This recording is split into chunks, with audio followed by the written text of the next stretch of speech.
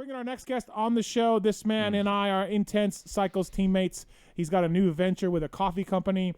He may or may not be coming back to race. He's got a lot going on. He's multi-time Supercross and motocross champion, Ryan Dungey. Ryan, what's going on, man? How are you?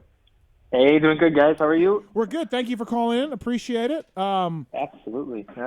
Let's before I ask you about the coffee stuff and everything else, let's talk about tasers right away off the gate, Dunge, because I do it every single week. Have you ridden one much lately? Are you on a regular bike? Oh gosh, yeah. So I split my time pretty evenly through the week. Okay. I got a new sniper, which has been a lot of fun. I actually found a bunch of single track not far from my house. I've been ripping around on that, and then and then the other 50% of the time ripping around on the taser, keeping it charged up and ready to go, and kind of cruising around. More fun. Right. I probably shoot around that, and I take it on some training rides, but then the intense ones get on the sniper. Yep. Okay. All right. Yeah. That's been fun. Listen, people, Ryan Dungey, who's in incredible shape, rides a taser. So just everybody should get one, all right? Just sponsor our team. Yeah, exactly. There Minnesota you go. guy, Jerry Robbie's on it. Yep. Help him out. Yeah, Intense Cycles. Yeah. Yep. I've been having so much fun on mine. They got me the new Taser MX2 as well, so I've been doing that. That has the new motor in it, Dunge, and I don't know if you've ridden it, but that new Shimano motor is really, really good. Yeah. I haven't had a chance to try it out yet, but just seeing the looks of that thing, I'm excited to get on it. Just with the the suspension, the new engine, I've heard nothing but positive results with it, so I'm excited. Why do you? You've already got on one, huh? Oh yeah, I've got like 600 miles on mine. See where Dunge falls in the intense athletes here. It's Mathis first. Dunge's yours is coming, Ryan. I'm sure they just took care of me first. Gosh, we'll have to. Hey, why do you choose the sniper? Tell us why a little bit for you. Why that one's the one you want to ride? It's a great all-around bike. Yep. From whether it's downhill, mountain bike, single track trails. Sometimes, like even here, I'm on the road with it, just trying to bounce from trail to trail. And Minnesota's not the obviously we don't get a lot of elevation here, so but for the most part we got a lot of good kind of variety of rides, and I'm excited to get out on the West Coast, kind of get on the big downhills and whatnot. But it's just a really aggressive bike, kind of just pull it out of the box. It's like a race bike. It's stiffer, it's aggressive, it's got a good feel. I can, a good adjustability on, the suspension and everything. So it's been quite the process of just kind of learning it, and it's a lot light. I'm just so used to when you race dirt bikes, you got that heavy weight on the ground where these things are so light that it's a little bit of a learning curve, but it's a good one. Yeah, it's a lot of fun. Yeah. Absolutely. Pulpa MX10 is a code to save at intensecycles.com. I know our listeners have been doing a good job with the code. It's been working great,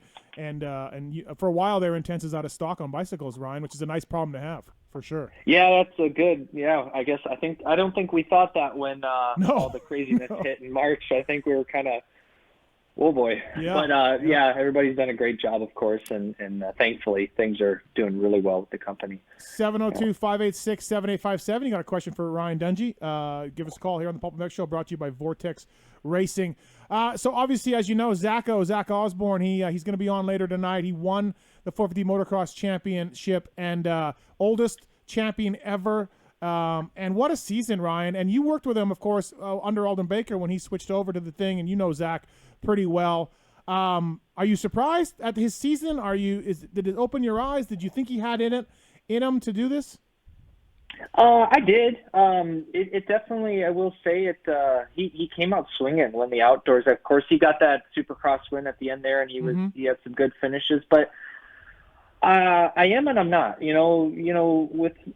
When he was racing the 250 team, he kind of was a late bloomer there, and then really came on strong. And once he got some confidence and momentum going his way, and I think the same thing happened with the 450s. And he's hungry and he wants to win, especially at his age. It's really impressive. A guy out there 30 years old and still getting the job done. So I'm really pumped for him. I'm really proud of him. The guy, I've gotten to spend a lot of time with him just at Eldon's, and he just, he loves to suffer. He puts in the work, he puts in the time, and he definitely gets what he deserves. So it's cool to see it pay off. And that outdoor title's tough, and he handled the pressure. He just handled everything really. He managed the championship really well, and And I thought just from the get-go, his setup looked good. He looked good. Everything was just jiving. So, yeah, kudos to him. It's really cool. I'm really happy to see him get a 450 championship. I'm surprised he's coming on the show tonight. He's not out there,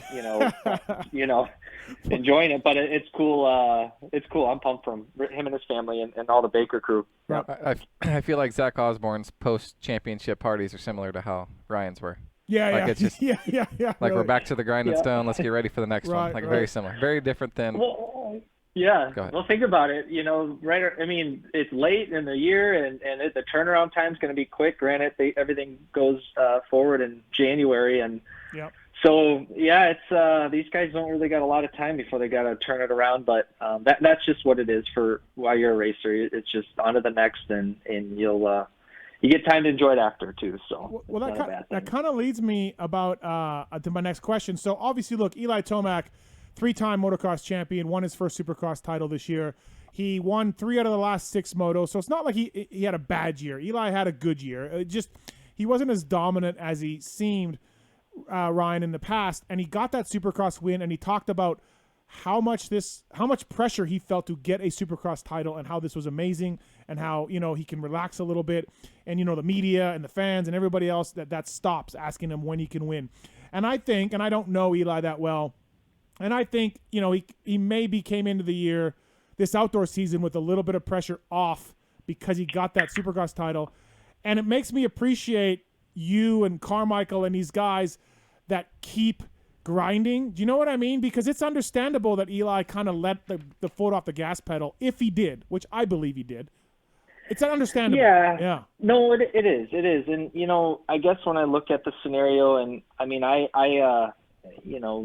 when I look at my situation, just trying to compare of like putting myself in his shoes, it's like, and in 2010, when I had a great year, when I went into 11, I had lost. I needed new motivation. I didn't know where to find it. And not to mention, Eli finally gets the Supercross title, which is great for him and the team. And he's been after it for a long time. And he's won the outdoors 3 times in a row. And I think after, you got to realize when you come in as a racer, the height is the Supercross championship. That's the big one. And so if I had to guess, I don't know, I haven't talked to anybody or whatever, but just being in those shoes, I think, it's like he did it, now what, right? Like, it's like, okay, you got to find the new motivation to do it again. And what I feel, he's in that point where, I think you win the first one for yourself. You win them all because, that's the goal. You got to do it for yourself. But at the same time, I think the first one you win for yourself, and the second time you got to change your approach. And now you got to look at the bigger picture and okay, we won one, now it's time to be that kind of, what really motivated me was just to be that, the guy for the sport, who's going to fill that position and who's going to be like, there was Jeremy McGrath, right? Right. There was Ricky Carmichael, then came Stu, then came Chad, then came Villo. And like, I found new motivation of being, to keep carrying that, like, hey, like, I want to be the guy. I want to kind of be the face, and the spokesperson and really kind of try to lead this thing, not do it by yourself, but just be a good example. And for every, bigger than just on the track and you trying to win a race, but heck, be that guy for the sport that everybody's going to look up to and you can set the tone. And so that's kind of, I think, he'll realize that. And too, this has just been a crazy year as well. So yeah. Can you believe that the year we've had, right? 7 races in Salt Lake City on a Wednesday and Sundays. Don, you were a guy of routine, from what I know. This would have just thrown your routine right off. This would have just threw you right. Oh, for sure. Yeah, I mean, I was thinking of the riders, just how there was moments, okay, we're getting ready, this is race day, this is the next race, and all of a sudden the schedule just gets changed and you're like full blown in training and all of a sudden you don't know when you're going to race again. And that's tough. I mean, there's a lot of moments, but when you don't know when you're lining up again and it's just him and Ha and, you don't, you can burn yourself out quick just training on both ends, but then not knowing when you're going racing, it's a tough situation as a rider. Yeah. 702-586 Pulp for a question for Ryan Dungey on the show. Go ahead. Brought to you by Vortex Racing. Yeah, Ryan, do you are you still riding a lot, or are you just kind of trying to enjoy the retired life? Yeah, I actually I took a good bit of time off from riding. It wasn't until I started spending a lot more time on the bike this summer and through the off season. So it's kind of calmed down a little bit. It's getting a little cooler here, but yeah, it was good to get back on the bike and kind of find a new motivation to get back out there and spend some more time and just we actually have a really good couple tracks that was built around here. So it really was good to get out and get some laps in. I missed it. Right. It was fun. So Ryan, watching the races for you, as having all the success that you did, and a lot of the guys that you battled and beat are still out there racing and winning. I'm curious how it goes when you're watching the races. Are you watching it just as a fan, entertained by it, or are you watching thinking, well, shit, I can beat that guy, or that's not that impressive, or this is the guy I thought was going to be dominant, but he's doing this, so this should happen. I'm curious how into it you get on Saturdays watching the races. Yeah, I mean, I think I always have paid attention to it even after racing, and I enjoy kind of dissecting it. And I mean, you can pick everything apart in every which way that and tell yourself, oh, I could do this or do that, but Right. I don't look at it like, oh, I can beat that guy, I should still be out there. I will say I miss it. I miss the good times. Sure. And I think after racing you tend to remember all the good times and you forget about all the hard times, which is normal. But yeah, just the feelings, the excitement, the lining up on the gate, that the adrenaline and all the everything that comes with it. It was a tough situation, but and even the strategy of like kind of putting yourself in Zach's position. All right, he's the points leader. How are we going to go into this last round? What are we going to do? And kind of just breaking it all down from inside my head and and trying to understand. So I enjoy that. I really miss a lot of the races. And just when it's on Saturday, it's kind of hard not to spend 4 or 5 hours in front of the TV and now you got the NBC gold package and you can watch practice. So it's just like it's nice to just I mean it's the passion, right? It's something you watch since you're a little kid, and just because I don't race anymore doesn't mean it doesn't get me excited. So yeah. Well, you talked about this a little bit on the Millville broadcast when you joined the guys in the booth, and of course it made news in the sport a little bit. You were maybe thinking of trying to line up things to come back and race again. Where are we at with that, and what can you tell us about it? Yeah, absolutely. I did look into try to knock on some doors, like I said, and the excitement, trying to find a good place, a good schedule, that one that was looking doing the Supercross only and trying to do it under my terms, and definitely if we were going to go back racing, it was going to have to be a good deal, a sweet Right. deal, one that made a lot of sense for me and my family and whatnot, and on the right terms. But it's tough too. I knew when I started seeking out, looking into it, I don't want to give up. I feel like after racing, you make a lot of progress. You learn a lot about yourself. You start getting involved in other things, whether it's in the sport, out of the sport. And that was one of the things. And even we have our daughter now, and it's like, there is a lot more risk than there is reward going back racing. And so, I'm just a person that I like to kind of, if there's a hunch, I like to look into it. And it might have been a little bit premature, but at the same time, it's like, I can being able to find the right thing and doing it under our terms and having a balance in life and whatnot. Yeah. Yep. I could see doing it, and I had some good talks with my wife and just trying to plan it all out. But in the end, it didn't work out, and there was COVID hit this year, and man, things are tight.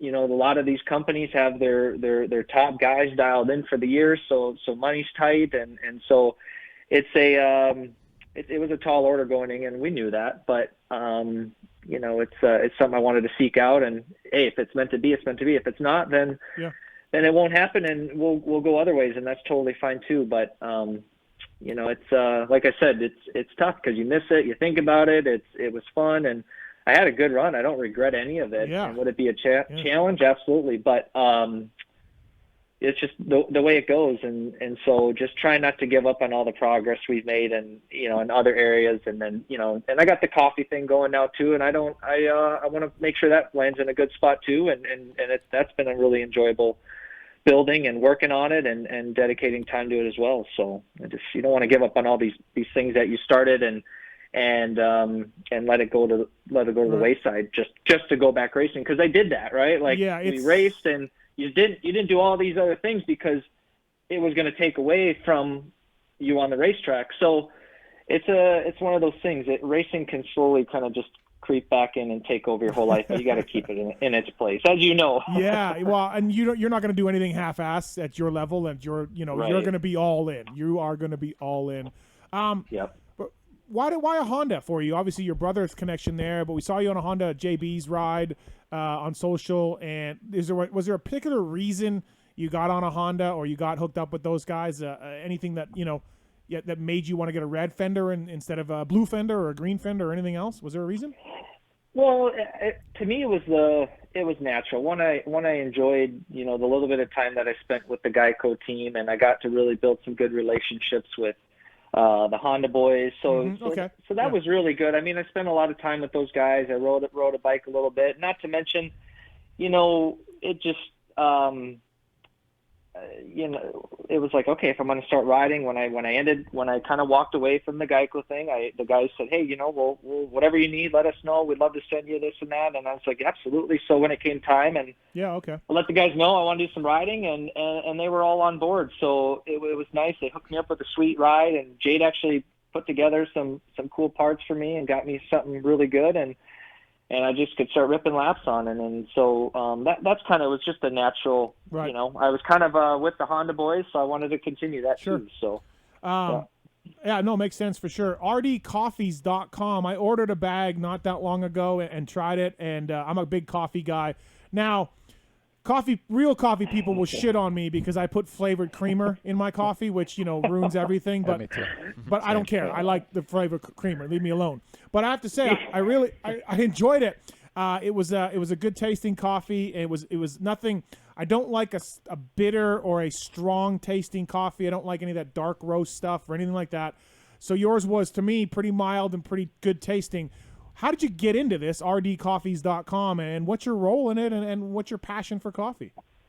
Yeah, it pretty much all started from, obviously, starting to drink coffee. I mean, back when I was in 2007, I think I was working with Johnny O'Mara at the time, and Johnny loves coffee, and every morning we'd go to the coffee shop, and it kind of started there. And I loved my coffee in the morning, and then, that just progressed to having coffee every morning, right. And, once, sometimes the afternoon. So just always had a passion for it. I knew it was around 2010, I knew it's like, man, I started kind of having ideas. I wanted to do something in the coffee industry. And again, I was racing. It's a lot of time commitment. So I kind of just put it off to the side. And so it just was always flirting in my mind for years. And so after racing, I was like, you know what, this is, where things were at this year. And, and I was like, here's the perfect time. Let's jump into it. And it's a competitive industry, no doubt. Yeah, but that's sure. What's cool. That's what's cool about it. And so I just dived into the details and learning about the roasting and the beans and sourcing and the whole 9 yards. And so I kind of just jumped in, and it was, I think for a while, just kind of was just like, I just put it off. And I was like, well, there's no better time than now. So we did it. And I found, started it up, and RD Coffees, I thought it was a great fit, and it, kind of, with the brand and everything, and designing the logo and sourcing the beans. I was roasting everything there. You were roasting for a while. Hold on, you were roasting them. Yeah. So wow. I did the whole thing. I had a whole build out. Wow. We had the roasters, getting the beans, and it was a full-time gig. And it was kind of nice because I was able to meet a lot of really good people in the coffee industry that kind of really helped steer me and guide me a little bit. And so, with growing, we were able to kind of to outsource with roasting partners and maintaining the quality and all that good stuff. So, it is, from the very, all the way to the bean, and making sure it's just, the responsible sourcing and the farmers get taken care of. So it's the highest, the top of the line specialty coffee. So on my end, I pay more for it, and you kind of get what you pay for. And like you said, Steve, it's just, it's got it's a good flavor, and we got kind of different ends of the spectrum. It's real smooth, and We got some good bold flavors as along with some kind of smooth and a little sweet too. So it's been a fun process. rdcoffees.com for more information. Go buy a bag. Check them out. Support Ryan's deal.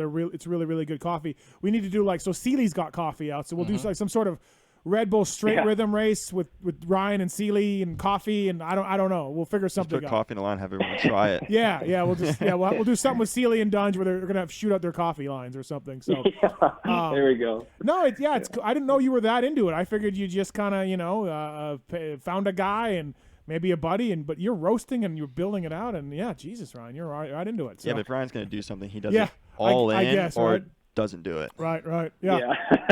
Sure. Yeah, it's been a good learning curve from every end of it, from the coffee to all the way to the I've always had an interest in business and kind of entrepreneur spirit. So as you know, and so it's just that's been a lot of learning, a lot of developing. So it's kind of that next thing I really kind of sunk my teeth into, and I've been enjoying it and kind of excited to share it with the industry. Yeah, I kind of heard a little bit, you obviously you won those championships for KTM and you were involved with them on a little bit level. And I had heard through the grapevine a little bit that you couldn't be as all in as you wanted to be. And so, you that's why you took the Geico thing. But, and so now the coffee thing and maybe coming back to race, that's your personality. You're not just one to stand out and be like, hey, let's maybe do this. And then you're gone playing golf. That's not you, No, it does that. I will say there's a few things that I could probably, hey, just do these things part time and be okay with it. But it's just there's something about just not, I can't sleep at night if it's not done right. If I don't apply myself, it's hard to. I think a lot of people know me, and those who do know me, it's they'd say go enjoy a little bit, don't worry, and it's I just I can't. And maybe a little bit of my dad. My dad's just serious work ethic, works nonstop, and I got to keep the balance. But I just like to do things and do it right, and and not to mention follow my passions. I always feel like that's a great start and a great starting point. Yeah, it's lots to learn with that for sure. In that kind of ethic and everything else, Yep. So, yeah. Right, Ryan. Yep. So now that you're retired and all that, and I remember watching a video. I don't remember. It might have been a Red Bull Signature Series or something. But you were riding out of Alden's the year after you retired, and Alden was just like that. It was built in there to just kind of be hammering out motos. When you ride now, are you kind of getting in the mindset of you want to go do a moto, or are you trying to just enjoy the riding and just having fun with it? I'd be straight up honest. It's I moto, and I only do that just because I feel it's good for me to have a goal. I feel like the second I'm out there riding and I'm just out there putting laps in, I don't know how many I'm going to do. Mm-hmm. You start brain fading, you start thinking about other things. It's just something about having an end goal. And I just always, even at the practice track, I just always, I even do the stopwatch because I loved having that kind of competing against myself. Can I do a little bit better? Can I get a little bit faster? Can I shave off a little bit here like that? I just enjoyed that process, and so I still do that, and it keeps me focused, keeps me in the moment, and honestly, I feel like if I would ride 50, 60, 70, 30, 80%, it's I don't know how to just do that, and I think a lot of racers don't, right? Just, you probably get that, right? Yeah, so it's hard for me to just go ride, too, so I understand. That's why I was kind of asking, because, it's also, I think, safer if you go and do a moto because you're focused the whole time, and then sometimes you can kind of get a little bit lost, in other things, and so that was just something I was just wondering, when you come back and you're riding, what's your mindset, after years off? Yeah, if it's on the moto track, that's kind of my game plan, but I still, I have bucket list things to do, I want to go up to Colorado and ride the trails up there and just kind of cruise. I want to do all those types of things and other things as well. So, but on the moto track, No, Dunge, you don't seem like a good guy to go trail riding with at all. I don't want to go riding with you. You're just gone. Yeah, just hammering it. Right. Hey, guys, let's go cruise around. Gone. You're like, oh, wait. I thought we were going to hang out, but. Yeah. Yeah, I was just going to jump in on that same topic of, obviously, I didn't race near at the level you did, but when you're done racing, it's difficult to ride and just enjoy it, right? Because you're driven, like you said, off of those goals and milestones and specific things that when you start just going to the track and riding, you get bored super, super fast, right? So a guy like Dunge goes to a local track, he jumps everything the first lap, Yeah. maybe second lap. Yeah. So then the third and fourth lap, he pushes and turns. By the fifth lap, it's like, all right, I went as fast as I can. Like, now what? So if you don't have something specific, measurable to go up against, it's really hard to even ride around and enjoy yourself, right? Because if you're just cruising around, you don't get that adrenaline, that feeling of going fast on the motorcycle that we're all after, right? It's a tough spot to be in. A lot of people just end up not riding anymore. I don't know, Dunge. I went out to Glen Helen with RV like maybe 2 months ago, and RV was out there, and then every time he came back, he just kept asking us how fast he was and how good he looked, and look at me, and so he seemed to be okay with just cruising and telling everybody how fast he was.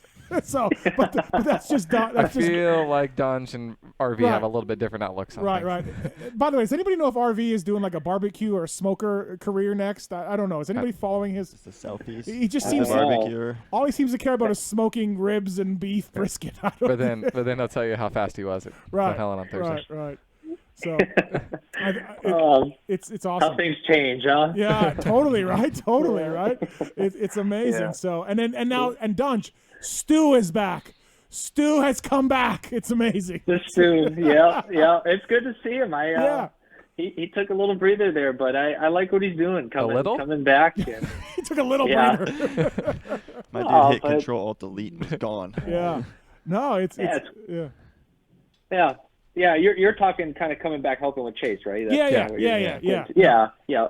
I mean, it's good. It's cool to see him kind of sharing that experience with the next group of guys. And Chase is he's gonna be good. He's gonna be a good rider. So he is absolutely good. No, it's good. And some people tell me some people say he reminds them of you. You know, I mean, good riding form. He's taller than you are, I think, but perfect form on the bike at all times. You know, so I've heard that from a few people. Yeah, he's a good kid, and he actually, but he does remind me of me a little bit. He's just got a relaxed style and really efficient and good corner speed, really fluid. Doesn't look like he's going fast, but he is, and that's a not to mention he just got his first win. He just started in the beginning of outdoors, so it's great to usually you can tell a lot when a guy comes in and kind of has that early success, and so that's and our sport needs that. I think our sport needs those up and coming guys, new group, AC and those guys had some good speed. AC and Chase, for being new, were really establishing themselves and really kind of showing like hey, they can hang, they got the speed, and it's they're going to be a little bit more experience under their belts and stuff year by year. It's they're going to be tough. Yep. Well, Ryan, I know you're trying to speak highly of some other riders, but I think you won both championships your first year, so on a 450. So as you're saying, you're saying well, Chase came in and he did good his first year in outdoors. Yeah. Like, I mean, if we're drawing direct comparisons here. Yeah. Yeah. 2020. Yeah. Well, no, and I appreciate it. But as a guy, and I just to add to that, I remember Mike going into the 450s, like, Stu and Chad, I was like, I may be dreaming a little bit big. I was like, man, I want to run with those guys. But the whole off season, man, am I really going to be able to hang with those guys? And right. So to be able for them to go at it and be up at the front, that's a good start. And hopefully Supercross kicks off like that. But so. Yeah, we absolutely hope so. Well, hey, Ryan, thank you for your time tonight on the show. rdcoffees.com. All of our listeners go there. Buy some coffee. It's really good stuff. We'd appreciate that as well and support. And Ryan, at some point, let's try to hook up for a taser ride here. I've got 4 of them in the garage, so you just come on up to Vegas. I'll take you on my loop here. We'll go out on the tasers. Yeah, maybe Osborne will let us use his motorhome for the weekend, and we can. There we go. Perfect. Camp out of that thing, and we'll be good. Steve, how's the Pulpa MX marketing budget looking for next year? Can we make this happen with Dunge? Yeah, we got to try. We got to make a title sponsor. We do. I feel like we can do this. Yeah, we can do that. Is it too late, Ryan? Yeah. Pulpa MX. Keep me in mind, boys. All right. We'll keep working on it. Thanks for coming on, Ryan. Appreciate it, man. Thank you. Hey, thank you, guys. Have a good night. All right, thank you. That's Ryan Dungey, everybody. Brought to you by VortexRacing.com. Moving on to our next guest, Vertex Pistol.